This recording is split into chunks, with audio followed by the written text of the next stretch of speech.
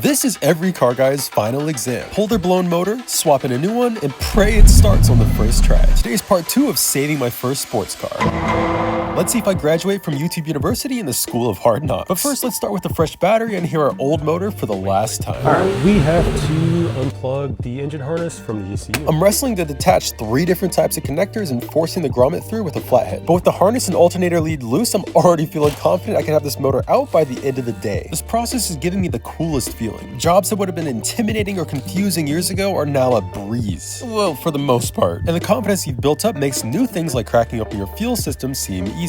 But everything changes when you have to remove your front clip. Or maybe I just snapped back to reality. The undershroud bumper, horns, and lights are cake, but my chunky radiator is almost impossible to squeeze out without damaging it. What's actually impossible? Following the tutorial that told me to squeeze these power steering lines through the core support. But it's all good, it'll only take an hour to separate these hard stuck lines from the reservoir. But it's okay, we are making progress. Now, a fun fact about 350Zs, you can keep your AC and power steering pumps in the car when pulling the motor. But my compressor's bad, so I'm pulling the lines too. Now there are only a few things left to pull before the transplant begins. After I spend way too long trying to figure out how these tensioners work. 3 grounds, 2 heater hoses later, and it's 11:13. The final pieces of the puzzle are underneath the car. So with the shifter, exhaust, motor, and transmission mounts loose, I'm ready to strap in for dear life. I have a very rational fear of dropping heavy things, so you know I'm using all 4 corners of my load leveler, including a strap around the transmission. But this is the make or break moment. I'm watching everything like a hawk as we slowly lift the motor. If it bends or breaks anything on the way out, it could cost me time or money I clearly don't have right now. But after 30 minutes of careful maneuvering, I can officially say I have pulled my first motor. Unfortunately, we're not even halfway there, because I have to mash a Japanese and an American paperweight into one functional motor. So I can follow for more because the trauma is just beginning.